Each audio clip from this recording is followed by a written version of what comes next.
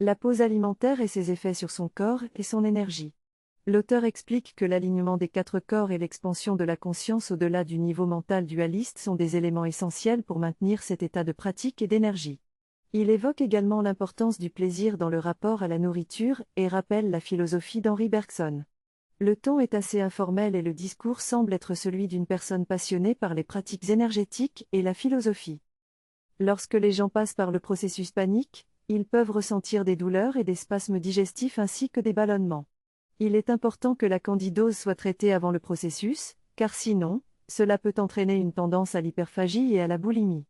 Les personnes qui pratiquent la méditation sont plus à même d'équilibrer leur cerveau et de se libérer de leur mental. Il est important d'écouter et de ressentir son corps, plutôt que de lutter contre les pensées lors de la méditation.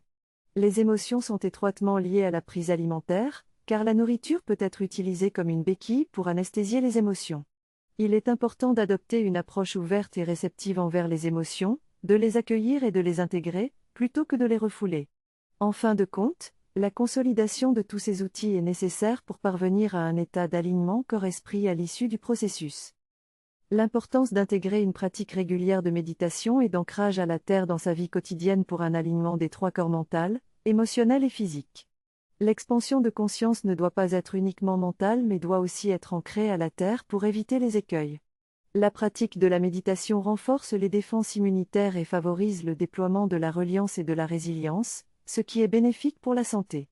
Il est important de poser des questions sur les pratiques et de ne pas hésiter à solliciter un accompagnement individuel si nécessaire. Enfin, il est important de ne pas faire peur à son entourage en intégrant de nouvelles pratiques dans sa vie quotidienne. L'Ayurveda est une médecine énergétique orientale pratiquée par les hindouistes et les bouddhistes.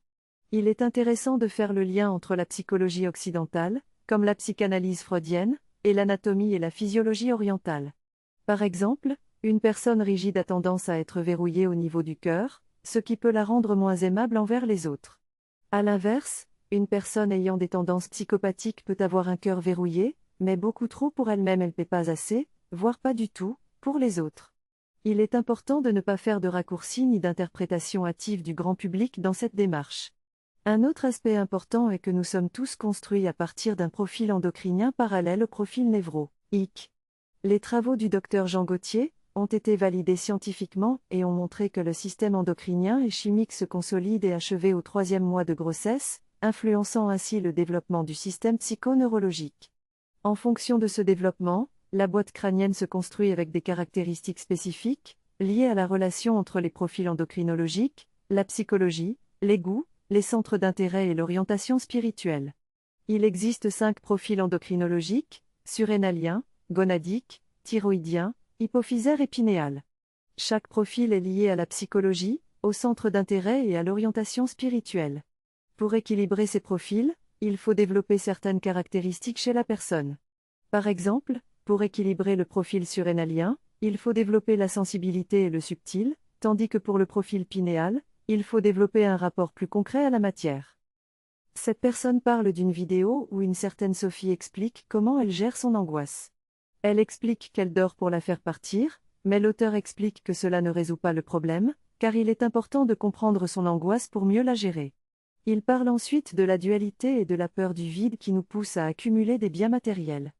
Il souligne l'importance de développer notre intuition, notre imagination et notre inspiration pour être en équilibre avec nous-mêmes et notre environnement, afin d'atteindre un mieux-être physique, mental et émotionnel. Il évoque également la peur de la mort, qui est à l'origine de notre peur du vide. Pour combler ce vide, l'auteur propose de se connecter à la conscience du divin et à l'unité universelle, plutôt que de chercher à le remplir par des biens matériels ou des systèmes de compensation, de résistance et de contrôle. En somme, il encourage chacun à devenir des maîtres de conscience déployant simplement l'amour.